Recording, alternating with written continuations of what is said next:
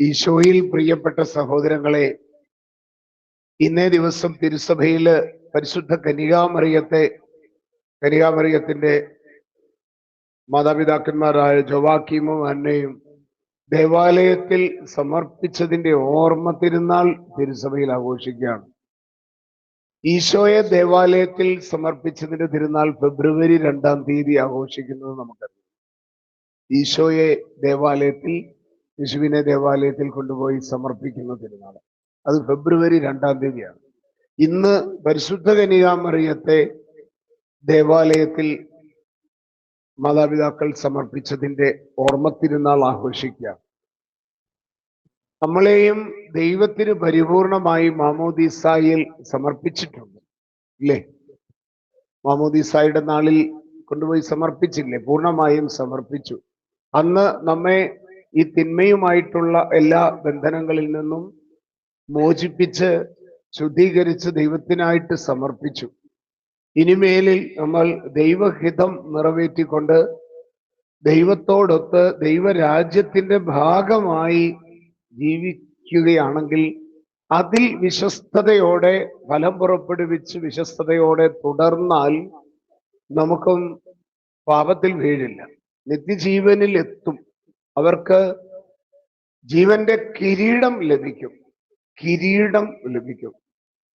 പക്ഷേ മാമോദീസ സ്വീകരിച്ചു.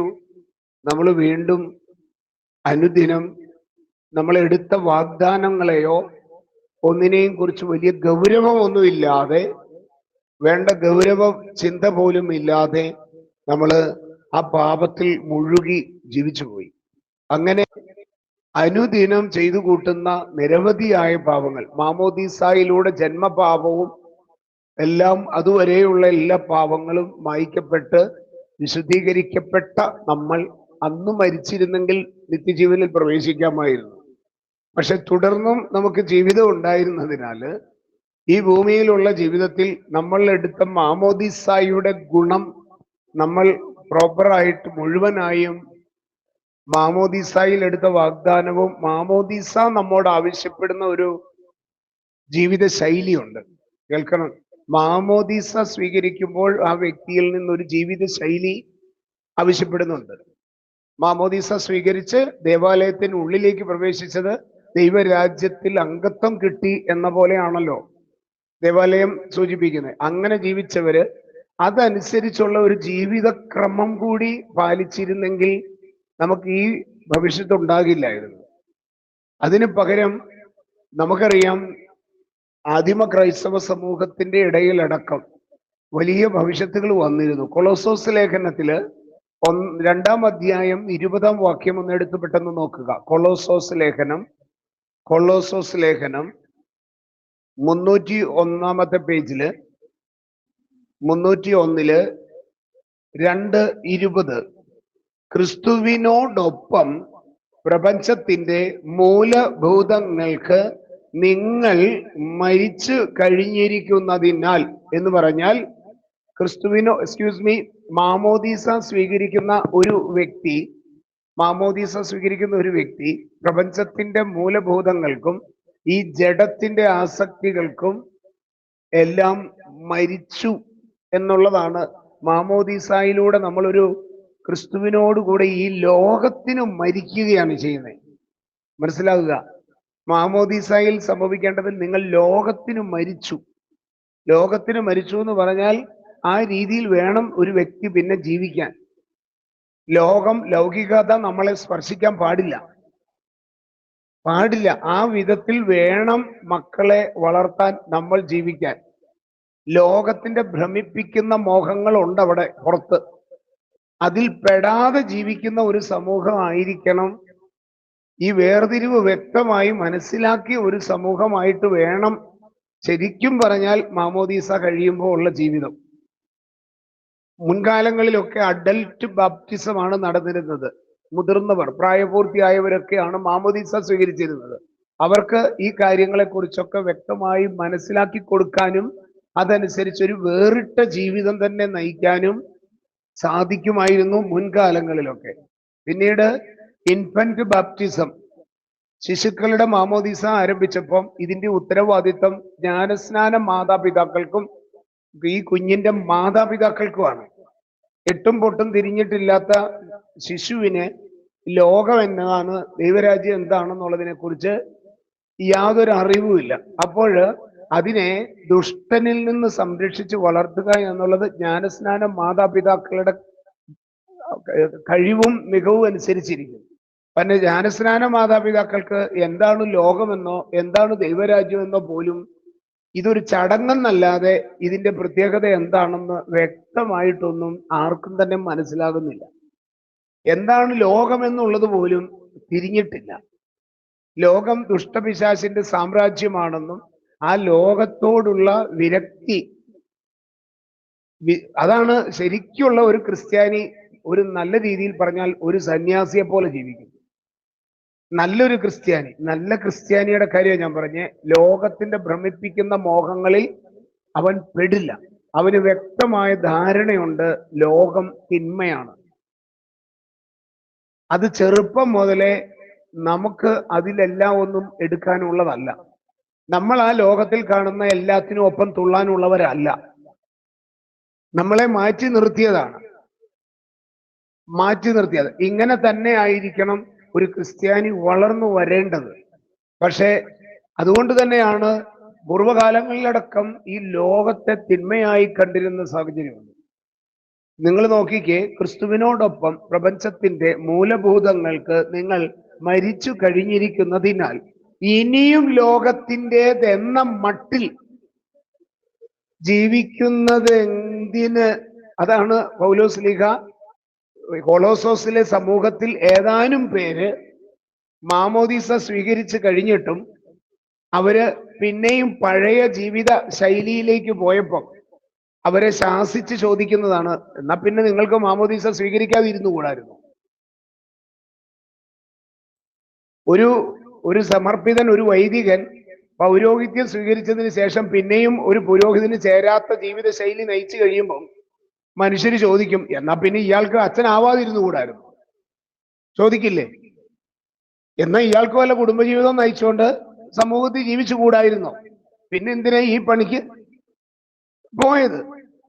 ഇതുപോലെ തന്നെയാണ് പൗലോസ് ലീഗ ക്രിസ്ത്യാനികളോട് ചോദിക്കുന്നത്, നിങ്ങൾക്ക് എന്തിനാ ഈ പണിക്ക് പോയത്? ലോകത്തിന് അനുരൂപരാകാനാണെങ്കിൽ നിങ്ങൾ എന്തിനാണ് ഈ ക്രിസ്ത്യാനിയാന്നും പറഞ്ഞുകൊണ്ട് മാമോദീസ സ്വീകരിക്കാൻ പോയത്? മാമോദീസ സ്വീകരിക്കുന്നവനിൽ നിന്ന് വ്യക്തമായ ഒരു വേറിട്ട ജീവിത ശൈലി തന്നെയുണ്ട്. അവൻ ലോകത്തിന് അനുരൂപരാകരുത്. അതാണ് നിങ്ങൾ റോമാലേഖനം 12:2 എടുക്കുക. റോമ 12, പേജ് നമ്പർ 236. റോമ 12, 1ഉം 2ഉം വാക്യങ്ങൾ നമുക്ക് ശ്രദ്ധാപൂർവം വേഗം വായിക്കാം. ആകയാൽ സഹോദരരെ, ദൈവത്തിന്റെ കാരുണ്യം അനുസ്മരിച്ചുകൊണ്ട് ഞാൻ നിങ്ങളോട് അപേക്ഷിക്കുന്നു, നിങ്ങളുടെ ശരീരങ്ങളെ വിശുദ്ധവും ദൈവത്തിന് പ്രീതികരവുമായ സജീവ ബലിയായി സമർപ്പിക്കുവിൻ. എന്തിന്? ഈ ശരീരങ്ങളെ, അല്ലെ? ശരീരം നമ്മൾ തിന്മയ്ക്ക് വിട്ടുകൊടുക്കരുത്. പാപത്തിന് ഒരിക്കലും വിട്ടുകൊടുക്കാൻ പാടില്ല. പാപകരമായ ജീവിത ശൈലി ഇനി നമുക്ക് പാടില്ല. കാരണം ഈ കാലഘട്ടത്തിൽ ഏതാണ് പാപകരം, ഏതാണ് വിശുദ്ധം എന്ന് പോലും അറിയില്ല. എല്ലാവരും അങ്ങനെയാണല്ലോ. ഇപ്പൊ ഞാൻ മാത്രം എന്തിനാ ഇങ്ങനെ? അങ്ങനെയല്ല. ക്രിസ്ത്യാനിക്ക് വ്യക്തമായ ഒരു ബോധ്യം ചെറുപ്പം മുതൽ സഭയിൽ നിന്നും കുടുംബത്തിൽ നിന്നും ഒക്കെ പറഞ്ഞു കൊടുത്ത് വളർത്തിക്കൊണ്ടുവരണമായിരുന്നു. നമ്മൾ ഈ കാര്യത്തിലൊക്കെ സഭയും പരാജയപ്പെട്ടു, മാതാപിതാക്കളും പരാജയപ്പെട്ടു, സർവത്ര പരാജയപ്പെട്ട കിടക്കണം. എന്താണോ വിശുദ്ധ ഗ്രന്ഥം ആവശ്യപ്പെട്ടിരിക്കുന്ന ജീവിത ശൈലി, അതുമായിട്ട് യാതൊരു ബന്ധവുമില്ലാത്ത തരത്തിലുള്ള ഒരുതരം കാഴ്ചപ്പാട് വെച്ച് പുലർത്തിക്കൊണ്ടാണ് ഈ കാലഘട്ടത്തിൽ നമ്മൾ മുന്നോട്ട് പോയിക്കൊണ്ടിരിക്കുന്നത്. മനസ്സിലാവുന്നുണ്ടോ? യാതൊരു ബന്ധവുമില്ല. ആരും ആരെയും ഇങ്ങനെ ഒരു കാര്യം ഉണ്ടെന്നുള്ളത് പോലും ഓർമ്മപ്പെടുത്തുന്ന പോലുമില്ല. എന്നിട്ട് 2ാം വാക്യം നിങ്ങൾ നോക്കുവിൻ, നിങ്ങൾ ഈ ലോകത്തിന് അനുരൂപരാകരുതെന്ന് പറഞ്ഞാൽ ലോകം അവിടെ കിടന്നിട്ട് ഓരോ ഫാഷൻ കാണിക്കും, ലോകത്തിന് ഓരോ കലാപരിപാടികളുണ്ട്, ലോകത്തിന് ഓരോരോ പരിപാടികളുണ്ട്. നിങ്ങൾ അതും അനുസരിച്ച് തുള്ളാൻ പോകരുത്. ലോകത്തിന് ഓരോരോ പരിപാടികളുണ്ടെന്ന്. ലോകത്തിലുള്ളവർ കിടന്ന് തലകുത്തി മറിയും. നിനക്കുള്ളതല്ലത്. It's not for you. അവര് ഭോഷന്മാര്, പിശാചിനാൽ നയിക്കപ്പെടുന്നവര്. You should not be part of that evil kingdom. ഒരിക്കലും അതിന്റെ ഭാഗമാകരുത്. അവരത് അങ്ങനെ ചെയ്തു, അവരങ്ങനത്തെ വസ്ത്രം ധരിച്ചു, അവരങ്ങനത്തെ കലാപരിപാടി നടത്തി, അവരങ്ങനത്തേത് എപ്പോഴും കണ്ടുകൊണ്ടിരിക്കുന്നു, അവരവിടുത്തെ അങ്ങനത്തേത് തിന്നുകൊണ്ട് നടക്കുന്നു. നോ, നമ്മൾ നമ്മുടെ വിശ്വാസത്തിനൊത്ത ഒരു ജീവിത ശൈലി രൂപപ്പെടുത്തുന്നു. അതിനൊരു വേർതിരിവുണ്ട്. ആ വേർതിരിവാണ് മാമോദിസായിൽ അവിടെ വെച്ച് ചെയ്തത്. പഴയ കാലത്ത് പരിച്ഛേദനം ചെയ്ത് യഹൂദനെ പരിച്ഛേദനം ചെയ്ത് അവരെ മാറ്റി നിർത്തി, മറ്റു ജനതകളിൽ നിന്ന് മാറ്റി, അവരുടെ വിഗ്രഹാരാധന, അവരുമായിട്ട് വിവാഹബന്ധം, അവർ ചെയ്യുന്ന ആഭാസക്കൂട്ടുകെട്ടുകൾ, പരിപാടികൾ. No no no, you are mine, set apart, you are mine. നിങ്ങൾ എന്റെ ജനമാ. നിങ്ങൾ എന്റെ ജനമായിരിക്കേണ്ടതിന് അവരുമായി സമ്പർക്കമരുത്. ഇല്ലേ? ഇങ്ങനെയാണ് അവരെ മാറ്റി നിർത്തിയത് ദൈവം. നിങ്ങൾ ഫിലിപ്പി ലേഖനം 3-ാം അധ്യായം 3-ാം വാക്യം എടുക്കുവിൻ. Page number 295. പുതിയ നിയമത്തിലേക്ക് വരുമ്പോഴുള്ള മാമോദീസായ്ക്ക് തുല്യമായി നിൽക്കുന്ന പരിച്ഛേദനം. ഒരു പഴയ കാലത്ത് യഹൂദനാകണമെങ്കിൽ, എക്സ്ക്യൂസ് മീ, അവൻ പരിച്ഛേദനം സ്വീകരിക്കണമായിരുന്നു, ഇല്ലേ? ഒരു യഹൂദൻ പുതിയ നിയമത്തിലേക്ക് വരുമ്പം ഒരുവനെ ക്രിസ്ത്യാനിയാക്കുന്നത് പരിച്ഛേദന കർമ്മ അല്ല, മാമോദീസയാണ്. പരിച്ഛേദനത്തിന് പകരമായി നിൽക്കുന്നതാണ് മാമോദീസ. ഈ മാമോദീസ സ്വീകരിച്ചവരെ കുറിച്ച് 3 നമ്മളാണ് യഥാർത്ഥ പരിച്ഛേദിതർ. അതെന്തൊക്കെയാണെന്ന് നോക്കിക്കോ. ദൈവത്തെ ആത്മാവിൽ ആരാധിക്കുകയും യേശു ക്രിസ്തുവിൽ അഭിമാനം കൊള്ളുകയും ജഡത്തിൽ ശരണം വയ്ക്കുന്നില്ല എന്ന് പറഞ്ഞാൽ ഈ ജഡിക ജീവിതം, ഇതിലല്ല നമ്മൾ ശരണം വച്ചിരിക്കുന്നത്, ആത്മാവിലാണ്. എന്നിട്ട് അല്ലേ, ഈ ജഡത്തിൽ അഭിമാനം കൊള്ളുകയും ചെയ്യുന്നില്ല. ഇവര് മാറി നിൽക്കുന്നവരാ, വേറിട്ട ജീവിത ശൈലിയാ. പറയുന്നത് മനസ്സിലാകുന്നുണ്ടോ? യഥാർത്ഥ ക്രിസ്ത്യാനിയിൽ നിന്ന് ദൈവം ആവശ്യപ്പെടുന്നത് ഒരു വ്യത്യസ്ത ജീവിത ശൈലിയാണ്. ലോകം കാണിക്കുന്നത് എല്ലാം നമുക്ക് കിടന്ന് തുള്ളാനും കാണിക്കാനും ആവില്ല. നമ്മുടെ പള്ളിയിൽ അങ്ങനത്തെ കലാപരിപാടികൾ കൊണ്ടുവരാൻ പാടില്ല. നമ്മുടെ ഇടയിൽ അങ്ങനത്തെ വസ്ത്രധാരണ രീതി പാടില്ല. നമ്മുടെ ഇടയിൽ അങ്ങനത്തെ സംസാരങ്ങൾ കൊള്ളില്ല. മനസ്സിലാവുന്നുണ്ടോ? പാടില്ല. അങ്ങനെ ആയിരിക്കണമായിരുന്നു ക്രിസ്ത്യാനി ബൈബിളിൽ ഉദ്ദേശിക്കുന്ന പ്രകാരം. നമ്മൾ അവരുമായിട്ട് തുല്യരല്ല. ദൈവം നമ്മെ അവിടെ നിന്നെടുത്ത്, ലോകത്തിന്റെ ചേറിൽ നിന്നെടുത്ത് മാറ്റി വിശുദ്ധ ജനതയാക്കി മാമോദീസായിലൂടെ തീർത്തവരാണ്. ഈ ബോധ്യം ഇന്ന് ക്രൈസ്തവർക്കുണ്ടോ?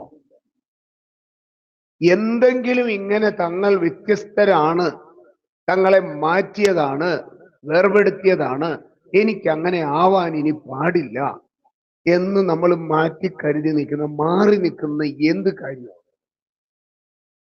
ഇതാണ് വഴി പിഴച്ചു പോവുക എന്ന് പറയുന്നത്. നമ്മളെ വിളിച്ചിരിക്കുന്ന വിളിയെക്കുറിച്ച് പോലും യാതൊരുവിധ ബോധ്യവും ഇല്ലാതായി. യാക്കോബ് ശ്ലീഹായുടെ ലേഖനത്തിലേക്ക് ഒരു നിമിഷം വരുവിൻ. 1-ാം അധ്യായം, യാക്കോബ് ശ്ലീഹായുടെ ലേഖനം 1-ാം അധ്യായം, പേജ് 346. 26-27 വാക്യങ്ങൾ 1-ാം അധ്യായത്തിലെ. താൻ ദൈവഭക്തനാണെന്ന് ഒരുവൻ വിചാരിക്കുകയും തൻ്റെ നാവിനെ നിയന്ത്രിക്കാതെ ഹൃദയത്തെ വഞ്ചിക്കുകയും ചെയ്താൽ അവന്റെ ഭക്തി വ്യർത്ഥമാണ് എന്ന് പറഞ്ഞാൽ അത് വെറും പറ്റിക്കലാണ്, കബളിപ്പിക്കലാണ്. മനസ്സിലാവുന്നുണ്ട്? അവരുടെ ജീവിതത്തിലേക്ക് ഇത് വരുന്നില്ലെങ്കിൽ, ഏതായാലും പ്രാർത്ഥന ചൊല്ലുന്നു, പള്ളി വരെ പോയി വരുന്നു എന്നുള്ളതല്ല അവനെ വ്യത്യസ്തനാക്കുന്നത്. ഞങ്ങൾ പള്ളിയിൽ പോകുന്നവരും മറ്റൊരു അമ്പലത്തിൽ പോകുന്നവരും മോസ്കിൽ പോകുന്നവരും എന്നുള്ളതല്ല വ്യത്യാസം. ഇതൊരു ജീവിത ശൈലിയാണ്. ക്രിസ്തുവിനോട് അനുരൂപപ്പെട്ട് ലോകത്തിന് അനുരൂപരാകാതെ ഉള്ള ഒരു ജീവിത ശൈലി നമ്മിൽ നിന്ന് ദൈവം ആവശ്യപ്പെടുന്നുണ്ട്. മനസ്സിലാകുന്നുണ്ടോ? ഒരു വ്യത്യസ്ത ജീവിതമാണ് അത്. ക്രിസ്ത്യാനിയാകുക എന്ന് പറയുന്നത് ഒരു വ്യത്യസ്ത ജീവിത ശൈലിയാണ്. ഇത് നമുക്കിന്ന് ആകുന്നില്ല. അതിനെക്കുറിച്ച് ആരെയും ഓർമ്മപ്പെടുത്തുന്നില്ല. അങ്ങനെ താറുമാറായി കുത്തഴിഞ്ഞു കിടക്കുന്ന ഒരു വ്യവസ്ഥിതിയിലാണ് നമ്മൾ പോകുന്നത്. 27-ാം വാക്യം, പിതാവായ ദൈവത്തിന്റെ മുമ്പിൽ, വ്യക്തമായി വായിച്ചു എല്ലാവരും, പിതാവായ ദൈവത്തിന്റെ മുമ്പിൽ പരിശുദ്ധവും ഭക്തി, ഇതാണ് യഥാർത്ഥ ഭക്തി എന്ന് പറയുന്നത്. ഇതാണ് എന്താന്ന് നോക്കിയേ, വിധവകളുടെയും ഞെരുക്കങ്ങളിൽ ഒന്ന് മനുഷ്യരോടുള്ള സ്നേഹം. മനസ്സിലാവുന്നുണ്ടോ? സഹോദരങ്ങളോട്, പാവപ്പെട്ടവരോട്, കഷ്ടപ്പെടുന്നവരോട് തന്നെ പോലെ തന്നെ മറ്റുള്ളവരെ കണ്ട്, കൽപ്പനകളുടെ 2 ഭാഗങ്ങളല്ലേ? ഒന്ന്, എല്ലാറ്റിലും ഉപരി ദൈവത്തെ സ്നേഹിക്കുക. 2, തന്നെ പോലെ തന്നെ മറ്റുള്ളവരെ. അതനുസരിച്ചൊരു ജീവിത ശൈലി. അനാഥരുടെയും പാവപ്പെട്ടവരുടെയും വിധവകളുടെയും ഒക്കെ സഹായത്തിന് എത്തുകത്താൻ, സ്വന്തം എന്ന പോലെ അവരെ കണ്ടവരെ കരുതുക, സഹായിക്കുക. 2, ലോകത്തിന്റെ കളങ്കമേൽക്കാതെ, ലോകത്തിന്റെ കളങ്കം ഇതാണ് യഥാർത്ഥ ഭക്തി. ഇങ്ങനെയല്ലേ എഴുതിയിരിക്കുന്നത്. ഇതുപോലെ മക്കളെ ജീവിക്കണം, നമ്മൾ അങ്ങനെ ജീവിക്കണം. ഇതാണ് വിഭക്തി, ഇതാണ് ദൈവം ആഗ്രഹിക്കുന്നത്. ഈ കളങ്കമേശാതെ ജീവിക്കണം. എന്നിട്ട് ഇവരിൽ ഏതാനും പേര്, എല്ലാ വിശ്വാസ സമൂഹത്തിൽ നിന്നും കുത്തഴിഞ്ഞു പോയ, ലൂസ് ലൈഫ് നയിക്കുന്ന, വിശ്വസ്തത ഇല്ലാതെ പോകുന്ന കുറച്ച് മനുഷ്യർ എല്ലാ കാലഘട്ടങ്ങളിലും ഉണ്ട്. അന്നൊക്കെ കുറച്ചു പേര്, എല്ലാ ക്ലാസ്സിലും 1-2 ഉഴപ്പന്മാരെങ്കിലും ഉണ്ടാകൂ എന്ന് പറഞ്ഞതുപോലെ. മനസ്സിലാകുന്നുണ്ടോ? എടുത്ത തീരുമാനത്തെ ഗൗരവമായിട്ട് കാണാത്തവർ. എല്ലാ സമൂഹത്തിലും ആരെങ്കിലും ഒക്കെ ഉണ്ടാകും വെറുതെ ഇങ്ങനെ ലൂസ് ലൈഫ് നയിക്കുന്നവര്. എല്ലാ കാലഘട്ടങ്ങളിലും ഉണ്ട്. ചതിയന്മാരും വഞ്ചകരും ഉണ്ട്. ഒരു സമൂഹം മൊത്തത്തിൽ അങ്ങനെയായി മാറുന്നതും ഉണ്ടാവാം. അത് വരാതിരിക്കാനാണ് സാധാരണഗതിയിൽ എന്ത് ചെയ്യുന്നത്? പ്രഘോഷണം നടത്തിക്കൊണ്ടിരിക്കും, ഓർമ്മപ്പെടുത്തൽ നടത്തിക്കൊണ്ടിരിക്കും. എന്തെങ്കിലും കണ്ടാൽ അതിന് ശിക്ഷാ നടപടികൾ ഉണ്ടാകും. അരുത് അരുത് അരുത്. കൃത്യമായിട്ട് ഇത് നിലനിർത്തണമെന്നുണ്ടെങ്കിൽ ഇല്ലെങ്കിൽ എന്ത് സംഭവിക്കുമെന്നറിയോ? എല്ലാവരും അതുപോലെ ആയിപ്പോവും. ആരും ചോദിക്കാനും നിയന്ത്രിക്കാനും പറയാനും ഒന്നും ഇല്ലെങ്കിൽ എല്ലാവരും ഒരുപോലെയാവും. എന്നിട്ട് പിന്നെ ആ ശൈലിയായി മാറും. എല്ലാവരും ക്രിസ്ത്യാനി എന്ന് പറഞ്ഞപ്പോ അങ്ങനെയാ. ആരുമില്ല നിയന്ത്രിക്കാൻ, ആരുമില്ല ശരി പറഞ്ഞു കൊടുക്കാൻ. ഇങ്ങനെയേ ഉള്ളൂ. എങ്ങനെയാകാം, എങ്ങനെ ജീവിച്ചാലും അത് ക്രിസ്ത്യാനി എന്നുള്ള മട്ടിലേക്കായി. ഞങ്ങൾക്ക് അങ്ങനെ പ്രത്യേകിച്ച് നിയമവും ചട്ടങ്ങളും ഒന്നുമില്ല. We are all free people. ഞങ്ങൾ ഇങ്ങനെ ചുമ്മാ മുസ്ലിംസിനെ പോലെയോ ചുമ്മാ മറ്റു മതസ്ഥരെ പോലെയോ ഒന്നുമല്ല. We are liberal people. ഞങ്ങൾക്ക് എന്തും ആകാം, ഞങ്ങൾക്ക് എന്തും ചെയ്യാം, ഞങ്ങൾക്ക് എന്തും കുടിക്കാം, ഞങ്ങൾക്ക് ഏത് വസ്ത്രം ധരിക്കാം. ഞങ്ങൾ ഫ്രീ അല്ലേ? ഞങ്ങൾ പുതിയ നിയമ ജനതയല്ലേ? പലരും പറയാൻ ശ്രമിക്കുന്നതാ. ക്രിസ്തു വന്നതോടെ നിയമങ്ങളും ചട്ടങ്ങളും എല്ലാം എടുത്ത് കത്തിച്ചു കളഞ്ഞു. ഇനിയിപ്പം നമുക്ക് ഫ്രീ ആയത് ചിലരുടെ ധാരണയാ. കംപ്ലീറ്റ് ക്രിസ്തു വന്നിട്ട് എല്ലാ നിയമം. അപ്പൊ പിന്നെ ഈ അപ്പസ്തോലന്മാർക്ക് ഭ്രാന്താണോ ഇവർ എഴുതി വെച്ചിരിക്കുന്നത്? ഇവരെ നയിച്ചത് പിന്നെ പരിശുദ്ധാത്മാവല്ലേ? പിന്നെ എവിടുന്ന നമുക്ക് ഈ ലിബറൽ ലിബറൽ ലിബറൽ എന്ന് പറഞ്ഞുകൊണ്ടുള്ള ഈ കാഴ്ചപ്പാട് കടന്നുകൂടി? ഒന്നുമില്ല, ഒരു നിയമവും ഇല്ല. ആർക്കും എന്തുവാ? ആർക്കും ആരെയും കെട്ടാം, ആരെയും കൂട്ടിക്കൊണ്ടുവരാം, എന്തും കഴിക്കാം, എവിടെയും പോകാം, എല്ലാം അലൗഡ്. ആര് പറഞ്ഞു? അങ്ങനെ ആക്കി തീർത്തതാ ദുഷ്ടന്റെ സ്വാധീനം മൂലം. ദുഷ്ടപിശാച് നുഴഞ്ഞു കയറി സഭയ്ക്കുള്ളിലേക്ക്. ഇപ്പോഴൊന്നും അല്ല, വർഷങ്ങളായിട്ടുള്ളതാ. മെല്ലെ മെല്ലെ മെല്ലെ കടന്നു വന്ന് ഇപ്പോഴവൻ ആധിപത്യം പുലർത്തുന്നു.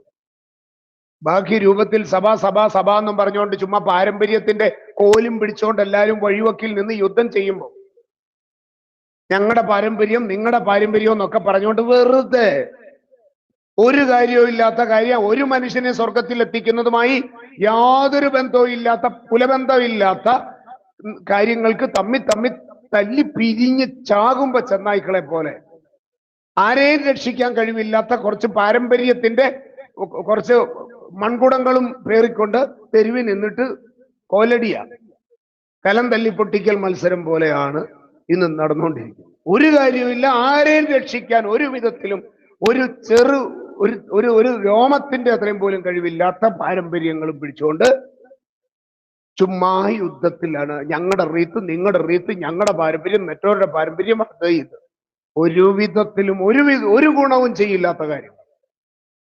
അതിൽ മുഴുകിക്കഴിയ ഇപ്പം നമ്മൾ അതിനാണ് പിരികേറി എല്ലാവരും ആവേശത്തോടെ അങ്ങനെ സംഭവിക്കുള്ള, ഇങ്ങനെ സംഭവിക്കുള്ള, എല്ലാവരും പെട്ടുകിടക്കുക.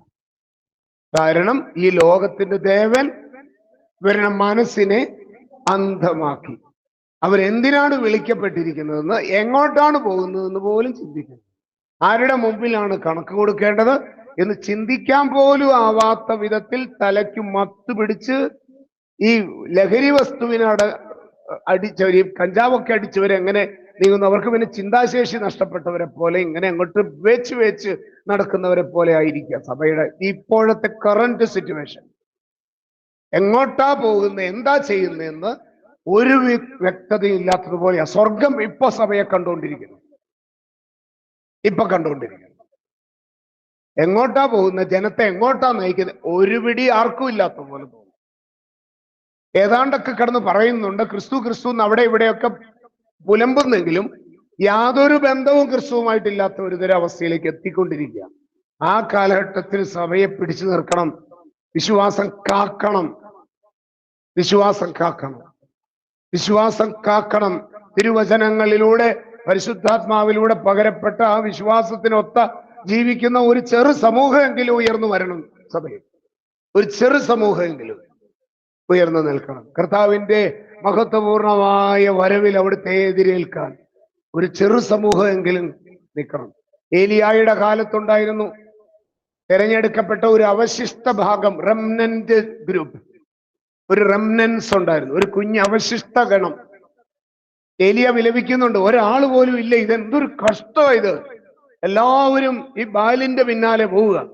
ഇന്ന് ബാലായിട്ട് നിൽക്കുന്നത് ലോകം, പിശാസിന്റെ സാമ്രാജ്യവും പിശാസിന്റെ ഫാഷനും പിശാസിന്റെ തീറ്റയും കൂടിയും മത്സരങ്ങളും കളിചിരിയും എല്ലാം.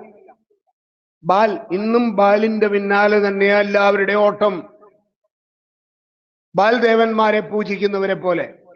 അപ്പോഴാണ് കർത്താവ് ശക്തമായിട്ട് ആവശ്യപ്പെടുന്നത്, മാറി നിൽക്കുക, ഏലിയായുടെ തീഷ്ണതയോടെ മാറി നിൽക്കുക. ഏലിയ മാറി നിൽക്കുമ്പോ കർത്താവ് ഏലിയായോട് പറഞ്ഞു, 7000 പേരെ ഞാൻ മാറ്റി നിർത്തിയിട്ടുണ്ട്, പലയിടങ്ങളിലായിട്ട് ഞാൻ മാറ്റി നിർത്തിയിട്ടുണ്ട്. നീ വിചാരിക്കേണ്ട നീ ഒറ്റയ്ക്കാന്ന്, നീറുന്ന ഏതാനും പേര് മാറി നിൽപ്പുണ്ട്. ഇതെല്ലാം ഈ പേക്കൂത്തുകൾ കണ്ട് നോവുന്ന കുറച്ച് പേര് സഭയിൽ അവിടെ ഇവിടെയൊക്കെ ആയിട്ടുണ്ട്. പരസ്പരം ഒരുപക്ഷെ അവർ കണ്ടുമുട്ടിയിട്ട് പോലും ഉണ്ടാവില്ല, പക്ഷെ ഉള്ളു നോവുന്ന കുറച്ച് പേരുണ്ട് എല്ലായിടത്തും. എല്ലാ ഇടവകയിലും ഓരോന്നുണ്ടെന്നൊന്നും എനിക്കറിയില്ല, പക്ഷെ എവിടെയൊക്കെയോ ആളുകള് നെടുവീർപ്പെടുന്നുണ്ട്. ഇത് കണ്ട്, ഇതല്ലല്ലോ ദൈവമേ, ഇങ്ങനെയല്ലല്ലോ അപ്പസ്തോലന്മാര് പഠിപ്പിച്ചത്, ഇങ്ങനെയല്ലല്ലോ ഞങ്ങളുടെ പൂർവികർ ജീവിച്ചത്, ഇങ്ങനെയല്ലല്ലോ തിരുവചനങ്ങളിൽ പറയുന്നത്, പിന്നെ എന്താ സഭ ഇങ്ങനെ പൊക്കോണ്ടിരിക്കുന്നതെന്ന് ഓർത്ത് വിലപിക്കുന്ന കുറച്ച് മനുഷ്യര് ലോകത്തിലുണ്ട്, ഈ ഭൂമിയിൽ അവശേഷിച്ചിട്ട്. അന്ന് ലോത്ത് നിന്ന പോലെ, അബ്രാഹം നിന്നതുപോലെ, നോഹ നിന്നതുപോലെ ഇന്ന് നിൽക്കുന്ന കുറച്ച് പേരുണ്ട്, ഇപ്പോഴും ഉണ്ട് കുറച്ച് പേര്. വേറിട്ട് തങ്ങളുടെ വിളിക്കൊത്ത് ജീവിക്കാൻ ശ്രമിക്കുന്നവര്, വല്ലാതെ ഞെരുങ്ങുന്നവര്, ലോകത്തൊരു തരം നിസ്സംഗതയോടെ നിൽക്കുന്നവര്, ലോകത്തെ അങ്ങനെ ഒരു ആവേശത്തോടെ വാരി വിഴുങ്ങാൻ പോകാത്ത ഒരു സമൂഹം ഇന്നും ഉണ്ട്. പണ്ട് മോശ സിനായ് മലയിലേക്ക് കയറിപ്പോയപ്പോൾ അഹറോൻ അച്ഛൻ ഉണ്ടല്ലോ, അഹറോൻ പുരോഹിതനാ. നാട്ടുകാരെല്ലാരും കൂടെ തള്ളിയിട്ട് അഹറോൻ അച്ഛൻ ജനപ്രീതിക്ക് വേണ്ടിയിട്ട്, അഹറോൻ അച്ഛൻ എന്ന് ഞാനങ്ങ് വിളിക്കുക, അഹറോൻ അച്ഛനെ നാട്ടുകാർ മുഴുവനും കൂടെ തള്ളി, അച്ചു ഇങ്ങനെയൊക്കെ വേണ്ട, നമ്മൾ ഇങ്ങനെ എത്ര നാളായി നോക്കിയിരിക്കുന്നത്, ഈ മോശ പോയിട്ട് എത്ര നാളായി, ഇങ്ങനെ ഇനി വരുമെന്നൊന്നും തോന്നുന്നൊന്നുമില്ല. നമ്മൾ ഇങ്ങനെ കഴിഞ്ഞാൽ മതിയോ? അവർ ഈജിപ്തിൽ നിന്ന് കൊണ്ടുവന്നിരുന്ന സ്വർണം മുഴുവനും വിളിച്ചു കൂട്ടി ഉരുക്കി. അപ്പോൾ കാളക്കുട്ടിയെ ഉണ്ടാക്കി. അഹറോനച്ചൻ നാട്ടുകാരുടെ താളത്തിനൊത്ത് തുള്ളാൻ തുടങ്ങി. നേതൃത്വം കൊടുത്തത് അഹറോനച്ചൻ. മനസ്സിലാവുന്നുണ്ട്? അഹറോനാണ് വികാരിയായിട്ട് ഏൽപ്പിച്ചിട്ട് പോയതാ. മോശയുടെ വികാരിയാ. ഞാൻ പോകുമ്പോ ജനത്തെ നോക്കിക്കോണമെന്നും പറഞ്ഞുകൊണ്ട് ഈ മെത്രാന്റെ വികാരിയാണ് വികാരിയച്ഛൻ പറയുന്നത്. മനസ്സിലാവുന്നുണ്ട്? വികാരി എന്ന് പറഞ്ഞാൽ സബ്സ്റ്റിറ്റ്യൂട്ട് ആയിട്ട് നിൽക്കുന്ന ആളാണ്. മോശയ്ക്ക് പകരം മോശയുടെ ഇൻ ആബ്സെൻസ് ഓഫ് മോശ നിന്നയാളാണ് വികാരി. അങ്ങനെയാണ് അഹറോനച്ചൻ വികാരിയായത്. അങ്ങനെ അഹറോനച്ചൻ വികാരിയായപ്പോഴത്തേക്കും അഹറോനച്ചൻ എന്ത് ചെയ്തു? ജനത്തിന്റെ ഇംഗിതത്തിനനുസരിച്ച് ഒരു നല്ല കളക്ഷൻ ഒക്കെ എടുത്ത്, നല്ലൊരു കളക്ഷൻ ഒക്കെ എടുത്തിട്ട് നല്ലൊരു ആഘോഷം, കാളക്കുട്ടിയെ ഉണ്ടാക്കിയിട്ട് ഒരു DJ പാർട്ടിയും ഒക്കെ കൂടെ വെച്ചിട്ട് ഒരു ആഘോഷം കൊണ്ട് വെക്കാന്ന് വെച്ച് എല്ലാവർക്കും വേണ്ടിയിട്ട്. ആ തുള്ളിക്കളയാ. ട്രെൻഡ് ഇതാണെന്ന്. ഇന്നത്തെ ട്രെൻഡ് ഇതാണ്. ഇരിക്കട്ടെ, ഒരു 10 ദിവസത്തെ ആഘോഷം ഇരിക്കട്ടെ എന്ന് വെച്ചു. അങ്ങനെ ഒരു 10 ദിവസത്തെ ആഘോഷം വേണമെന്ന് വെച്ചുകൊണ്ടിരിക്കുമ്പോഴാണ് ആ കൂട്ടത്തിൽ ലേവിയുടെ പുത്രന്മാരെന്ന് പറയുന്ന ഒരു കൊച്ചു ഗണമുണ്ട്. അവര് മാത്രം പറഞ്ഞു, നോ, ഇത് ശരിയല്ലല്ലോ, ഇത് ശരിയല്ലല്ലോ, ഇങ്ങനെ പാടില്ലല്ലോ, ഇങ്ങനെ പാടില്ലേ, നിങ്ങൾക്ക് ഭ്രാന്തടാന്നും പറഞ്ഞുകൊണ്ട് ഇവരെല്ലാരും കൂടെ ജനക്കൂട്ടം മുഴുവനും ഇവരെ തെറി വിളിച്ചു. ഇവരെന്നിട്ടും അതിൽ പെടാതെ മാറി നിന്നു. ഇല്ല, ഇത് ശരിയല്ല, ഇതെങ്ങനെ ശരിയാവും? നമ്മളോട് മോശം വരുമെന്നല്ലേ പറഞ്ഞേ, നമ്മളോട് കാത്തിരിക്കാനല്ലേ പറഞ്ഞിട്ടുള്ളൂ. നമ്മൾ കാത്തിരിക്കണം, ഇരിക്കാൻ പറഞ്ഞാൽ കാത്തിരിക്കണം എന്ന് കരുതി നമ്മൾ മോശതയിലൂടെ ദൈവം നമ്മോട് സംസാരിച്ചത് ധിക്കരിക്കേണ്ട കാര്യമില്ല. നമ്മൾ കാത്തിരുന്നാൽ മതി, നമുക്ക് മാറി നിൽക്കണമെന്ന് പറഞ്ഞുകൊണ്ട് ഇവര് മാറി നിന്നു. അപ്പോൾ മോശ ഇറങ്ങി വരുമ്പോൾ കാണുന്നത് അഹറോനച്ചന്റെ നേതൃത്വത്തിൽ കിടന്നിട്ട് തുള്ളവാ, കാളക്കുട്ടിയെ ഉണ്ടാക്കി, അല്ലേ? അതല്ലേ കാണുന്നത്. അപ്പോഴാണ് മോശ ചോദിക്കുന്നത്, ആരാണ് കർത്താവിന്റെ പക്ഷത്തുള്ളതെന്ന് ചോദിക്കുമ്പോൾ ഈ ലേവി ഗോത്രത്തിലുള്ളവർ മാത്രം മോശയുടെ പക്കലേക്ക് ചേർന്ന് നിൽക്കുന്ന ഒരു രംഗം നമ്മൾ കാണും. അവര് മാത്രം വിശ്വസ്തരായിട്ട് നിന്ന ഒരു കുഞ്ഞു ഗണം. ഇതല്ല, ഇങ്ങനെയല്ല വേണ്ടേ, മാറി നിൽക്കുന്നത്, മാറ്റി നിർത്തുന്നത്. പ്രിയപ്പെട്ടവരെ, നമുക്ക് ഒരു വിളിയുണ്ട്. അതുകൊണ്ടാണ് യാക്കോബ് 4:4 പറയുന്നത്, വിശ്വസ്തത പുലർത്താത്തവരെ, യാക്കോബ് 4:4, വിശ്വസ്തത പുലർത്താത്തവരെ, ലോകത്തോടുള്ള മൈത്രി ദൈവത്തോടുള്ള ശത്രുതയാണെന്ന് നിങ്ങൾ, ദൈവത്തോടുള്ള ശത്രുതയാണ് എന്ത്? ലോകത്തോടുള്ള കൂട്ടുകെട്ട്. നിങ്ങൾ അതിന് അനുരൂപരാകാൻ പോകുന്നത്. മനസ്സിലാവുന്നുണ്ടോ?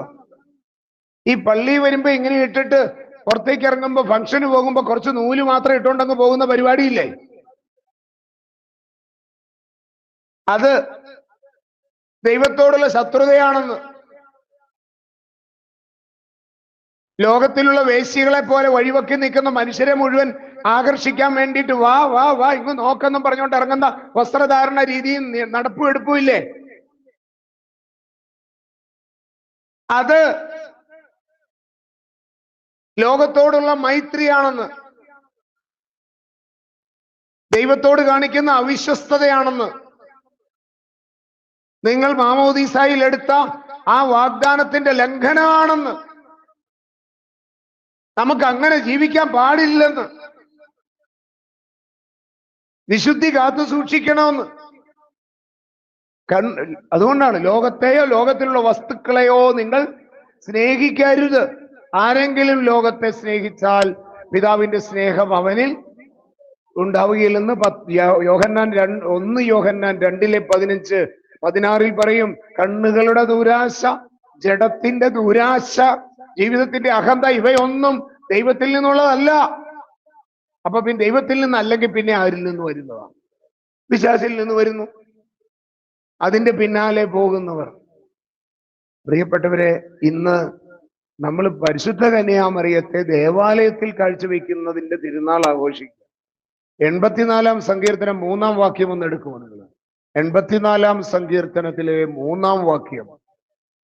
84:3 എന്റെ രാജാവും ദൈവവുമായ സൈന്യങ്ങളുടെ കർത്താവേ, കുരുകിൽ പക്ഷി ഒരു സങ്കേതവും മെയ്വൽ പക്ഷി കുഞ്ഞിന് ഒരു കൂടും അങ്ങയുടെ ബലിപീഠത്തിങ്കൽ. കണ്ടോ, ഈ പക്ഷികളുടെ വിവേകത്തെ, ഒരുപക്ഷെ ദേവാലയത്തോടനുബന്ധിച്ച് വന്നു കൂടുകൂട്ടിയ പക്ഷികളെയും കുഞ്ഞിന് സുരക്ഷിത ഇടം കണ്ടെത്തിയ മീവൽ പക്ഷിയെയും ഒക്കെ നോക്കിയിട്ട് സങ്കീർത്തകനെ ദൈവം ഇത് കാണിച്ചു കൊടുക്കുക. അതൊക്കെ എത്ര ഭാഗ്യമുള്ളതാണ്. കാരണം എന്നാ, ബലിപീഠത്തിങ്കൽ ആനന്ദം കണ്ടെത്തുന്നു. തൻ്റെ കുഞ്ഞുങ്ങൾക്ക് ഏറ്റവും സുരക്ഷിതമായ ഇടം ദേവാലയത്തിൽ കർത്താവിന്റെ ചങ്കിനോടടുത്തൊരു ഇടം കൊടുക്കുമ്പോഴാ അമ്മ വിവേകമുള്ളവളാകുന്നത്, അപ്പൻ ബോധമുള്ളവനാകുന്നത്. അല്ലേ?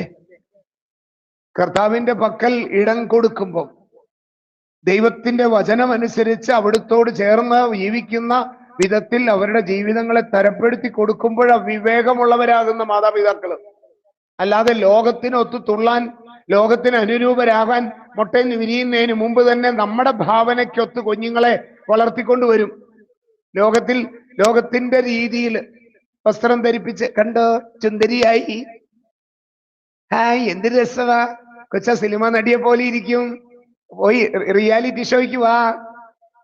മുട്ടയെന്ന് വീഴുന്നതിന് മുമ്പ് തന്നെ ലോകത്തിന് അനുരൂപരാകുന്നത് എപ്പോഴും ഇങ്ങനെ കാണിച്ചു കൊടുത്തിട്ട്, മിന്നിത്തിളങ്ങുന്ന ലോകത്തിന്റെ ഈ മായകൾ കാണിച്ചു കൊടുത്തിട്ട് അതിൽ ആനന്ദിപ്പിച്ച് അങ്ങനെ വളർത്തിയെടുക്കുന്നതും അവർക്ക് പള്ളിയിൽ പ്രത്യേക പുരസ്കാരവും, ലോകത്തിന്റെ റിയാലിറ്റി ഷോയിൽ കയറിയാൽ, ലോകത്തിന്റെ സ്റ്റേജിൽ കയറിയാൽ പള്ളിയിൽ പ്രത്യേക അനുമോദനവും ഒക്കെ കൊടുക്കുന്ന വിധം ഉണ്ടല്ലോ. എന്നിട്ട് തിരുനാളുകൾക്കും പരിപാടികൾക്കും ലോകത്തിൽ കിട്ടാവുന്ന ഏറ്റവും വലിയ ആഭാസ ജീവിതം നയിക്കുന്നവരെ പള്ളിയിൽ വിളിച്ചു വരുത്തി കുഞ്ഞുങ്ങൾക്കും ചെറുപ്പക്കാർക്കും മാതൃക എന്ന പോണം അവരെ കൊണ്ട് തുള്ളിച്ച് സാത്താൻ ആരാധനയിൽ പോലും മുഴുകുന്ന, ലഹരിക്ക് അടിമപ്പെട്ട് കഴിയുന്ന, വേശ്യാവൃത്തിയിൽ കഴിയുന്ന മ്ലേച്ഛരെ ദേവാലയത്തിൽ വിളിച്ചു വരുത്തി സമ്മേളനങ്ങളും കാറ്റക്കിസത്തിന്റെ പോലും വാർഷികത്തിനും പറ്റും വിളിച്ചു വരുത്തി സെലിബ്രിറ്റികളെ കൂട്ടിക്കൊടുക്കുമ്പോൾ ലോകത്തിന് സഭയുടെ മക്കളെ ഈ അഹറോനച്ചന്മാര് കൂട്ടിക്കൊടുക്കുക ലോകത്തിന്. അതിന് നേതൃത്വം കൊടുക്കുന്ന കമ്മിറ്റിക്കാരും കാറ്റക്കിസം അധ്യാപകരും അച്ഛന്മാരും സിസ്റ്റേഴ്സും മെത്രാന്മാരും എല്ലാവരും സഭയെ കൂട്ടിക്കൊടുക്കുക, പിശാചിന് നശിപ്പിക്കുക ചെയ്യുന്നത്. നശിപ്പിക്കാനേ കഴിയുള്ളൂ, പടുത്തുയർത്താൻ അതിന് ശേഷിയില്ല. ചെന്നായ്ക്കൾക്ക് ഇട്ടുകൊടുക്കാന്ന് മാത്രമേ ഉള്ളൂ. എന്താണ് യഥാർത്ഥ ക്രിസ്തീയ ജീവിതം എന്ന് അറിയാത്തവർ വ്യാജമാർഗങ്ങൾ അവലംബിക്കുന്നവർ, ആരാ ക്രിസ്ത്യാനി എന്ന് അവരറിഞ്ഞിട്ടില്ല. ക്രിസ്ത്യാനി എങ്ങനെയാ ജീവിക്കേണ്ടതെന്ന് അവരറിഞ്ഞിട്ടില്ല. അവരുടെ വിളിയും ദൗത്യവും അവർ തിരിച്ചറിഞ്ഞിട്ടില്ല. അറിയാനാവാത്ത വിധം അവരുടെ മനസ്സന്ധമാണ്. അതുകൊണ്ട് മനസ്സന്ധമായി പോയി, ഒന്നും ഗ്രഹിക്കാനാവാത്ത വിധം. ആരോട് പറയും? സ്വർഗത്തിലേക്ക് നോക്കി കണ്ണീര് പൊഴിക്കാനല്ലാതെ പലപ്പോഴും നമുക്കൊന്നും ആവാത്ത ഒരവസ്ഥയിലേക്ക് അങ്ങനെ നിൽക്കുക. അങ്ങനെയായി.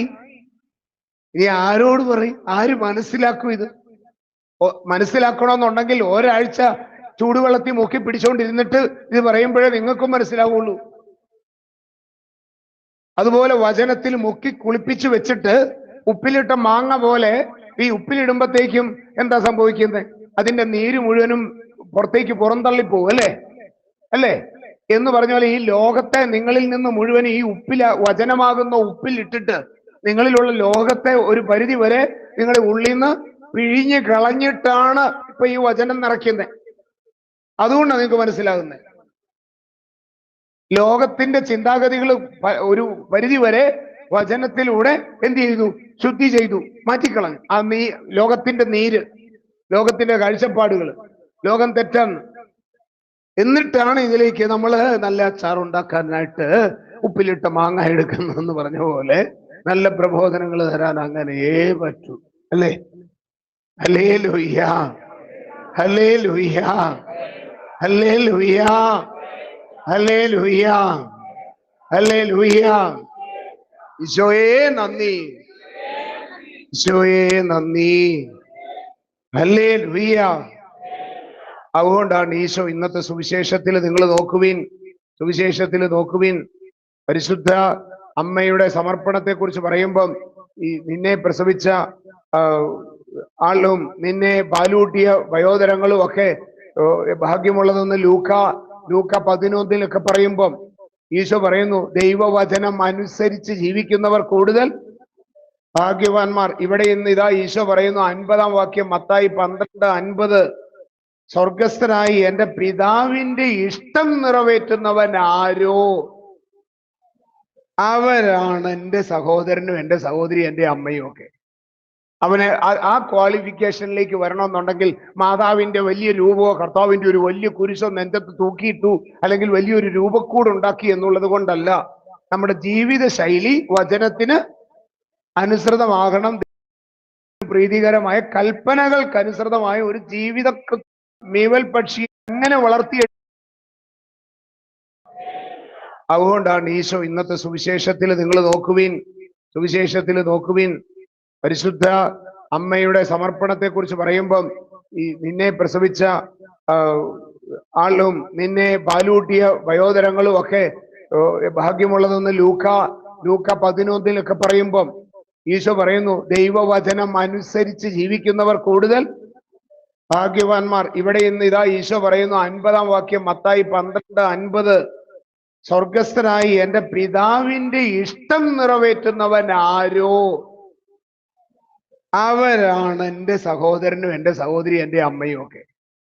അവന് ആ ക്വാളിഫിക്കേഷനിലേക്ക് വരണമെന്നുണ്ടെങ്കിൽ മാതാവിന്റെ വലിയ രൂപമോ കർത്താവിന്റെ ഒരു വലിയ കുരിശോ നെഞ്ചത്ത് തൂക്കിയിട്ടു അല്ലെങ്കിൽ വലിയൊരു രൂപക്കൂട് ഉണ്ടാക്കി എന്നുള്ളത് കൊണ്ടല്ല. നമ്മുടെ ജീവിത ശൈലി വചനത്തിന് അനുസൃതമാകണം. ദൈവത്തിന് പ്രീതികരമായ കൽപ്പനകൾക്കനുസൃതമായ ഒരു ജീവിതം കൃത്യമായിട്ട് ഒരു മനുഷ്യൻ നയിക്കാൻ ആരംഭിക്കണം. എന്നാലേ പ്രീതികരമാകൂ, പ്രിയപ്പെട്ടവരാകൂ ദൈവത്തിന്. മനസ്സിലാകുന്നുണ്ടോ? ജീവിക്കാൻ തയ്യാറാണെങ്കിൽ, അല്ലെങ്കിൽ ഈ മാമോദീസായിൽ സ്വീകരിച്ച ആ കുപ്പായ ഊരി വെച്ചിട്ട് പുറത്ത് ലോകത്തിറങ്ങിയിട്ട് വേശ്യാവൃത്തിക്ക് ഇറങ്ങുക. ഒന്നെങ്കിൽ ലോകത്തിൻ്റെതായിട്ട് ജീവിക്കുക, അല്ലെങ്കിൽ ക്രിസ്തുവിൻ്റെതായിട്ട് ജീവിക്കുക. രണ്ടിലൊന്ന് തീരുമാനിക്കുക. സമർപ്പിതരും ഇത് തന്നെ തീരുമാനിക്കുക. ഒന്നുകിൽ നന്നായിട്ട് സമർപ്പിതരായിട്ട് ജീവിക്കുക, ഇല്ലെങ്കിൽ ലോകത്തിൻ്റെതായിട്ട് ജീവിക്കാനാണെങ്കിൽ ആ പണിക്കിറങ്ങ്. ക്രിസ്ത്യാനി നല്ല ക്രിസ്ത്യാനിയായിട്ട് ജീവിക്കാനാണ് മര്യാദയ്ക്ക് ജീവിക്കുക. എന്തിനായി പേരുദോഷം വരുത്തിക്കാൻ വേണ്ടിയിട്ട് ഈ രണ്ടും അല്ലാത്ത വിധത്തിൽ കിടന്നിട്ട് കളിക്കുന്നത്? അങ്ങനെ ജീവിച്ചപ്പോഴാണ് ഇസ്രായേൽ ജനത്തെ ദൈവം വേശ്യേന്ന് വിളിക്കുന്നത്. ഇസ്രായേൽ ജനത്തെ കാരണം എന്നാ? ദൈവത്തിന്റെ സ്വന്തം ജനമാണെന്ന് വിളിക്കപ്പെടുന്നു. എന്നിട്ട് മറ്റ് ആരുടെയും പിന്നാലെ പോകുന്ന, ആര് വിളിച്ചാലും പോകുന്ന വേശ്യയെ പോലെ വഴങ്ങിക്കൊടുക്കുന്നു. അതിന്റെ പേരാണ് സ്പിരിച്വൽ പ്രോസ്റ്റിറ്റ്യൂഷൻ, ആത്മീയ വേശ്യാവൃത്തി. അതുകൊണ്ടാണ് ജെറമിയ ഒക്കെ പറയുന്നത്, ആര് വിളിച്ചാലും പോകും. അല്ല, നിങ്ങളെ വിളിക്കണ്ട, നിങ്ങൾ അങ്ങോട്ട് ചെല്ലും. ജെറമിയ 2 പറയുന്ന അങ്ങനെയാ. നിങ്ങളെ ആരും വിളിക്കേണ്ട ആവശ്യം പോലും ഉണ്ടായിരുന്നില്ല, നിങ്ങൾ അങ്ങോട്ട് കയറി ചെല്ലും. ഇന്ന് ആർക്കെങ്കിലും വ്യഭിചരിക്കണോ എന്ന് ചോദിച്ചുകൊണ്ട് ആ വിധത്തിലായി എന്നാ ജെറമിയ പറയും. ജെറമിയ പ്രവചന്റെ പുസ്തകം എടുത്തേ, അല്ലെങ്കിൽ ഓർക്കും അച്ഛൻ വന്നിട്ട് ചീത്ത പറയുന്നതാണെന്ന്. ജെറമിയ 2 എടുത്തേ, പേജ് 1103. അല്ലെങ്കിൽ ഓർക്കും വചനപ്രഘോഷണ വേദിയിൽ അച്ഛൻ എന്തിനാ ഈ മ്ലേച്ഛതയൊക്കെ പറയുന്നതെന്ന്, ആഭാസത്തരം പറയുകയാണോ? നിങ്ങള് 2-ാം അധ്യായത്തിലെ 20 മുതലുള്ള വാക്യങ്ങളൊന്ന് ചേർന്ന് വായിച്ചേ. വളരെ മുമ്പേ നീ നിന്റെ മുഖം ഓടിച്ചു, നിന്റെ കെട്ടുകൾ പൊട്ടിച്ചു, ഞാൻ അടിമവേല ചെയ്യുകയില്ല എന്ന് നീ പറഞ്ഞു എന്ന് പറഞ്ഞാൽ അനുസരിക്കുന്നതൊക്കെ നിനക്കൊരു കുറച്ചിലായി തോന്നി. മനസ്സിലാവുന്നുണ്ടോ? അടിമത്തമായിട്ടാ തോന്നുന്ന അനുസരിക്കുന്നത്. ഇങ്ങനെ കൽപ്പനകളൊക്കെ അനുസരിച്ച് നിൽക്കുന്നത് ഒരു തരം കുറച്ചിലായിട്ട്. എനിക്കിത് അടിമവേല ചെയ്യാനൊന്നും എന്നെ കൊണ്ട് പറ്റില്ല എന്നുള്ള വിധത്തിലായി. എല്ലാ ഉയർന്ന കുന്നുകളിലും മുകളിലും പകല പച്ചമരങ്ങളുടെ ചുവട്ടിലും നീ വേശ്യയെ പോലെ വഴങ്ങി. തെരഞ്ഞെടുക്കപ്പെട്ട വിശിഷ്ട മുന്തിരിച്ചെടിയായിട്ടാണ് ഞാൻ നിന്നെ നട്ടത്. പിന്നെ എങ്ങനെ നീ ദുഷിച്ച് കാട്ടുമുന്തിരിയായി തീർന്നു. എത്രയേറെ താളിയും കാരവും തേച്ചു കുളിച്ചാലും നിന്റെ പാപക്കറ എന്റെ മുൻപിൽ ഉണ്ടായിരിക്കും എന്ന് ദൈവമായ കർത്താവ് അരുളി ചെയ്യുന്നു. ഞാൻ മലിനയല്ല, ബാലിന്റെ പിറകെ പോയിട്ടില്ല എന്ന് പറയാൻ നിനക്ക് എങ്ങനെ സാധിക്കും? താഴ്വരയിൽ പതിഞ്ഞ നിന്റെ കാൽപ്പാടുകൾ കാണുക, ചെയ്ത കുറ്റം സമ്മതിക്കുക. ഉന്മത്തയായി പാഞ്ഞു നടന്ന പെണ്ണൊട്ടകമായിരുന്നു നീ. മരുഭൂമിയിൽ പരിചയിച്ച കാട്ട് കഴുത മദം പൂണ്ട് മത്തു പിടിച്ച് അവൾ ഓടുകയായിരുന്നു. കേട്ടോ, മതം പൂണ്ട് മത്ത് പിടിച്ച് ഇസ്രായേലിനെ ഉപമിച്ചിരിക്കുന്ന ഈ മതിക്കോള് വന്നു കഴിയുമ്പോഴത്തേക്കും വാലും പൊക്കി ഓടുന്ന പശുവിനെ പോലെയും മൃഗത്തെ പോലെയും, കണ്ണി കണ്ടവന്റെ ദേഹത്തോട്ട് ഇടിച്ചു കയറുന്ന പശുക്കളെ കണ്ടിട്ടില്ലേ? വളർത്തുന്നവർക്കറിയാം. ആ മാതിരിയാ. മതിക്കോള് വന്നു കഴിഞ്ഞാൽ പിന്നെ അതിനെ പിടിച്ചാൽ കിട്ടില്ല. ഇസ്രായേലിനെ ഉപമിച്ചിരിക്കുന്നതാണ്. കേട്ടാ നമുക്ക് തോന്നും, അയ്യോ ഇങ്ങനെയൊക്കെ പറയണമായിരുന്നു, ഇത്രയും കയറ്റി പറയണമായിരുന്നു അല്ല, ഇത്തിരി ഓവറായിട്ട് തോന്നുവേ. പ്രവാചകന്റെ വായില് തീയ കർത്താവ് തീക്കനലിട്ടിട്ട് അതാ തുപ്പാൻ പറയുന്ന ഇസ്രായേലിലേക്ക്. പറയണം, ഒരു കൂസലും ഇല്ലാതെ നീ പറഞ്ഞു, മുഖത്ത് നോക്കി പറ. മുഖത്ത് നോക്കി പറയാൻ കർത്താവ് പറയുന്നത് ഗർജിക്ക്. ഇതാണ് ദൈവം ആവശ്യപ്പെടുന്നത്. നിങ്ങൾ ഈ ലോകത്തിന് അനുരൂപരാകും. എന്നിട്ട് ബാക്കി വായിച്ചു നോക്കി. അവളുടെ വിഷയാസക്തി ആർക്കു നിയന്ത്രിക്കാനാവും? അവളെ ആഗ്രഹിക്കുന്നവർക്ക് അവളെ തേടി പോകേണ്ടി വരില്ല. കേട്ടോ, അവളെ തേടി അങ്ങോട്ട് പോകണ്ട. മൈഥുന മാസത്തിൽ അവൾ അവരുടെ മുൻപിൽ ഉണ്ടാവും. അവൾ അങ്ങോട്ട് ചെല്ലും പരിപാടി ബുക്ക് ചെയ്യാൻ.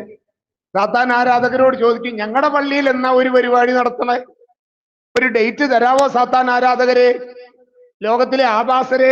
ഞങ്ങൾക്കൊരു ഡേറ്റ് തരാവോ? ഞങ്ങൾ ലക്ഷങ്ങൾ അങ്ങോട്ട് എറിയാം. ഒന്ന് വരുവോ? പിശാച ആരാധകരെയും ഈ ലോകത്തിന്റെ ആഭാസകരെയും വർഷങ്ങൾക്ക് മുമ്പേ ബുക്ക് ചെയ്യുക. ഒന്ന് വരാവോ? ഒന്ന് വന്ന് ഞങ്ങളുടെ മക്കളെ ഒന്ന് വഴിതെറ്റിച്ച് തിന്നിട്ട് പോകാവോ? ബുക്ക് ചെയ്ത് വെച്ചിരിക്കുക. മൊത്തം ജനത്തെ ഒന്ന് ആട്ടി മറിക്കാവോ? ഒന്ന് ഇളക്കി മറിക്കാവോ? എങ്ങോട്ടാ നമ്മൾ ഈ പോകുന്നതെന്ന് അറിയുന്നില്ലെങ്കിൽ എന്തൊക്കെയാണ് ഈ കാണിച്ചു കൂട്ടുന്നതെന്ന് ഒരു ലക്കുമില്ലാത്തവരെ പോലെയാണ് ജീവിക്കുന്നതെങ്കിൽ എന്ത് ചെയ്യും? ആരെ രക്ഷിക്കാമെന്ന് കരുതിക്കൊണ്ട് എന്താ രക്ഷാപ്രവർത്തനത്തെ കുറിച്ചായി പറയുന്നത്? ഏത് രക്ഷയെക്കുറിച്ച്? ആത്മരക്ഷയോ? ആരുടെ ആത്മരക്ഷ? ഈ പറയുന്നവരുടെ പോലും ആത്മരക്ഷ അവർക്ക് സാധിക്കുന്നില്ല. അവർക്ക് ആത്മാവ് ഉണ്ടെന്ന് പോലും ചിന്തിക്കാനാവുന്നില്ല. സാത്താൻ ആരാധകരുടെ സംഗീതത്തിന് നൃത്തച്ചുവട് വെക്കുന്ന വൈദികരും സമർപ്പിതരും ഒക്കെ DJ പാർട്ടിക്ക് വേണ്ടിയിട്ട് ഡാൻസ് കളിച്ച് പാട്ടുപാടിയാൽ അത് ഹിറ്റാക്കി മാറ്റാൻ ശ്രമിക്കുന്ന ആളുകൾ ചാനലുകളിൽ കയറി നിരങ്ങുന്നവർ ഈ വ്യാജത്തിന്റെ പിന്നാലെ. എങ്ങോട്ടാ ഈ പോക്ക്? എന്താന്നാ വിചാരിക്കുന്നത്? വിശ്വാസ ജീവിതം. അതുകൊണ്ടാണ് 25-ാം വാക്യം നോക്കിയത്, നിന്റെ ചെരുപ്പ് തേഞ്ഞു പോകാതെ സൂക്ഷിക്കുക, തൊണ്ട വരണ്ടു പോകാതെയും. എന്നാൽ നീ പറഞ്ഞു അത് സാധ്യമല്ല, അത് സാധ്യമല്ല, അത് സാധ്യമല്ല. ഇത് ഞങ്ങൾ ഏതായാലും തിരിച്ചു വരില്ല. ഞങ്ങൾ ഈ രീതിയിൽ തന്നെ മുന്നോട്ട് പോകുള്ളൂ. ഞങ്ങളെ ആരും പിടിച്ചു നിർത്താമെന്ന് നോക്കിയാ നടക്കില്ല. ഞങ്ങൾ മോഡേൺ വഴിയിലൂടെ അങ്ങ് പൊയ്ക്കൊണ്ടിരിക്കുകയാണ്. They are modern church. ഞങ്ങൾ മോഡേൺ ചർച്ച. ഞങ്ങൾ ക്രിസ്തുവിന്റെ ചർച്ചല്ല, ഞങ്ങൾ മോഡേൺ ചർച്ച. മോഡേൺ ചർച്ച. ഈ വിധത്തിലാണ് നമ്മൾ അഡ്വാൻസ്ഡ് ലോകത്തിനൊത്തു നീങ്ങണമല്ലോ. അതുകൊണ്ട് എന്ത് ചെയ്തു? ദൈവം അരുതെന്ന് പറഞ്ഞിരിക്കുന്ന കാര്യങ്ങൾ പോലും നമുക്ക് അനുവദനീയമാണ്. ദൈവം അരുതെന്ന് പറഞ്ഞിരിക്കുന്ന കാര്യങ്ങൾ പോലും നമുക്കതിപ്പോ അങ്ങനെ പറയാൻ പറ്റുമോ? എല്ലാവരും ഇപ്പൊ അങ്ങനെ ചിന്തിക്കുമ്പോൾ നമ്മളും ട്രെൻഡ് അനുസരിച്ച് പോകണ്ടേ കുറെയൊക്കെ? അല്ലെങ്കിൽ നമ്മൾ ഒറ്റപ്പെടില്ലേ? സത്യത്തിൽ ഒറ്റപ്പെടാൻ വേണ്ടിയാണ്, ലോകത്തിൽ നിന്ന് വേർപെടാൻ വേണ്ടിയാണ് മാമോദീസ സ്വീകരിച്ചതെന്ന് പോലും അറിയാത്തവർ, ഗ്രഹിക്കുന്നില്ല. ആരോട് പറയാൻ? ആരോട് പറയാൻ? Hallelujah, hallelujah, hallelujah, hallelujah. അതുകൊണ്ടാണ് വചനം പറയുന്നത്, കർത്താവിന്റെ ഹിതം നിറവേറ്റുന്നവനാരോ അവരെ തേടി വരും. അവർക്ക് പ്രതിഫലം നൽകാൻ ഈ മാറി നിൽക്കുന്നവരെ തേടി കർത്താവ് വരും. ലേവി പുത്രന്മാരെ പോലെ മാറി നിൽക്കുന്നവരെ, ലോകത്തിന്റെ കളങ്കമേശാതെ മാലിന്യമേശാതെ മാറി നിൽക്കുന്നവരെ തേടി കർത്താവ് വരും. ഈ ലോകത്തിന് അനുരൂപരാകാത്തവരെ തേടി ഈശോ വരും. അതാ നമ്മൾ അടുത്ത ഞായറാഴ്ച ആഘോഷിക്കാൻ പോകുന്ന ക്രിസ്തു രാജത്വ തിരുനാൾ. ഈശോയാണ് എൻ്റെ രാജാവ്, എൻ്റെ ദൈവം എന്ന് പ്രഖ്യാപിച്ച് ജീവിതം ക്രിസ്തുവിനും വചനത്തിനും അനുസൃതമായി രൂപപ്പെടുത്തിയവരെ തേടി കർത്താവ് വരും. തിമോത്തിയോസിന് എഴുതിയ ലേഖനം ഒന്നെടുക്കുവോ നിങ്ങള്? തിമോത്തിയോസിന് എഴുതിയ ലേഖനം ഒന്ന് എടുത്തേ പ്ലീസ്. തിമോത്തിയോസിന് എഴുതിയ ലേഖനം നിങ്ങളൊന്ന് എടുത്തേ. 1 തിമോത്തി 6-ാം അധ്യായം എടുത്തേ. പേജ് നമ്പർ 317, പുതിയ നിയമത്തിൽ 317. 1 തിമോത്തി 6-ാം അധ്യായത്തിലെ 12. 1 തിമോത്തി 6-ലെ 12 എടുത്തേ. വിശ്വാസത്തിന്റെ നല്ല പോരാട്ടം നടത്തുകയും നിത്യജീവനെ മുറുകെ പിടിക്കുകയും ചെയ്യുക, ഇതിലേക്കാണല്ലോ നീ വിളിക്കപ്പെട്ടിരിക്കുന്നത്. അനേക സാക്ഷികളുടെ മുമ്പാകെ നീ ഇത് ദൃഢമായി ഏറ്റു പറഞ്ഞിട്ടുള്ളതാണല്ലോ എന്ന് പറഞ്ഞിട്ട് 14 വായിച്ചേ. കർത്താവായ യേശു ക്രിസ്തു പ്രത്യക്ഷപ്പെടുന്നത് വരെ പ്രമാണങ്ങളെല്ലാം നിഷ്കളങ്കമായും അന്യോന്യമായും കാത്തു സൂക്ഷിക്കണം. എന്നുവരെ? കർത്താവായ യേശു ക്രിസ്തു പ്രത്യക്ഷപ്പെടുന്നത് വരെ നീ പ്രമാണങ്ങളെല്ലാം, 10 കൽപ്പനകളും കർത്താവ് ഈശോ മിശിഹ വന്നപ്പോ ഇതെല്ലാം മാറ്റിക്കളഞ്ഞു. ഇപ്പൊ സാപത്തില്ല, ഇപ്പൊ 1-ാം പ്രമാണം നോക്കണ്ട, ഇപ്പൊ 2-ാം പ്രമാണം, അങ്ങനെയൊന്നുമില്ല, നിങ്ങൾ സ്നേഹിച്ചാ മതി എന്ന് പറയുന്ന വ്യാജന്മാരെ നിങ്ങൾ സൂക്ഷിച്ചോ. രക്ഷ പ്രാപിക്കാൻ ആഗ്രഹിക്കുന്നവരുണ്ടെങ്കിൽ സൂക്ഷിച്ചോ. വ്യാജന്മാര് ദേവാലയങ്ങളിലും പ്രസംഗിക്കുന്നുണ്ട്. നിങ്ങൾ ചുമ്മാ സ്നേഹിച്ചാൽ മതി, എല്ലാരോടും നല്ല സൗഹൃദത്തിൽ നല്ല സന്തോഷമായിട്ടൊക്കെ അങ്ങ് ജീവിച്ചാൽ മതി, കർത്താവ് വരുമ്പോ എല്ലാരെയും അങ്ങ് കൂട്ടിക്കൊണ്ട് പൊക്കോളും. അത് നുണയാ. പൗലോസ്ലീഹായിലൂടെയൊക്കെ പരിശുദ്ധാത്മാവ് പറയുന്ന കർത്താവായ യേശു ക്രിസ്തു പ്രത്യക്ഷപ്പെടുന്നത് വരെ പ്രമാണങ്ങളെല്ലാം നിഷ്കളങ്കമായി, ഒരു കളങ്കവും ഒരു കുറവും വരുത്ത അന്യൂനമായും നീ കാത്തു സൂക്ഷിക്കണം. അങ്ങനെയുള്ളവരെ തേടിയാ കർത്താവ് വരുന്നത്. കേൾക്കാൻ ചെവിയുള്ളവർ കേട്ടു, അതിനനുസരിച്ച് ജീവിതം ക്രമപ്പെടുത്തിക്കോ. രക്ഷ പ്രാപിക്കാൻ സാധ്യതയുണ്ട്. വ്യാജങ്ങൾ നിങ്ങൾ പലയിടത്തുനിന്നും കാണും, കേൾക്കും. നിർബന്ധങ്ങൾ ഉണ്ടാവും. അങ്ങനെ ചെയ്തില്ലെങ്കിൽ പള്ളിയിൽ നിന്ന് പോലും ഒരു പക്ഷെ പുറത്താക്കുന്ന സമയം വരും. നിങ്ങളെ സിനഗോഗുകളിൽ നിന്ന് പുറത്താക്കും. നിങ്ങളെ ബലിയർപ്പിക്കുന്നവർ കരുതും അവർ ദൈവത്തിന് ഏതാണ്ടോ വലിയ ബലിയർപ്പിക്കുകയാണെന്ന് കരുതുന്ന സമയം വരുമെന്ന് യോഹന്നാൻ 16 പറഞ്ഞിരിക്കുന്ന പോലെ നിങ്ങളെ പീഡിപ്പിക്കുന്നവർ വിചാരിക്കും അവരേതാണ്ടോ ദൈവത്തിന് സഭയെ സംരക്ഷിക്കാൻ വേണ്ടി ഏതാണ്ടോ വലിയ ആനക്കാര്യം ചെയ്ത പോലെ അവർക്ക് തോന്നും. കാരണം അത്രമാത്രം നിങ്ങളെ പള്ളിയിൽ നിന്ന് പുറത്താക്കിയ, സഭയിൽ നിന്ന് പുറത്താക്കിയാൽ അവർ സഭയെ സംരക്ഷിച്ചു എന്ന് അവർക്ക് തോന്നുന്ന വിധത്തിൽ അത്രമാത്രം അജ്ഞതയും അന്ധതയും തലയ്ക്ക് പിടിച്ച ഒരു സമൂഹത്തിന്റെ ഇടയിൽ നിന്നിട്ടോ ഈ സുവിശേഷം പ്രസംഗിക്കേണ്ടതുണ്ട്. സത്യസുവിശേഷം കുറവുകൂടാതെ പ്രസംഗിക്കേണ്ടത്. ധൈര്യം ഉണ്ടെങ്കിൽ ഒരു നല്ല ക്രിസ്ത്യാനിയായിട്ട് ജീവിക്കും. ചലഞ്ച്. കർത്താവിന്റെ നാമത്തിൽ ഞാൻ നിങ്ങളെ വെല്ലുവിളിക്കുക. അഭിമാനത്തോടെ കർത്താവിന്റെ ദിനത്തിൽ അഭിമാനിക്കാൻ യോഗ്യതയുള്ളവനെ പോലെ അന്തസ്സുള്ള ഒരു ക്രിസ്ത്യാനിയായിട്ട് ജീവിക്കാൻ ധൈര്യം ഉണ്ടെങ്കിൽ പരിശുദ്ധാത്മാവ് തരുന്ന ആ ധൈര്യത്തോടെ ജീവിക്കാൻ ശ്രമിക്കും. ദൈവം കനിഞ്ഞ് അനുഗ്രഹിക്കും.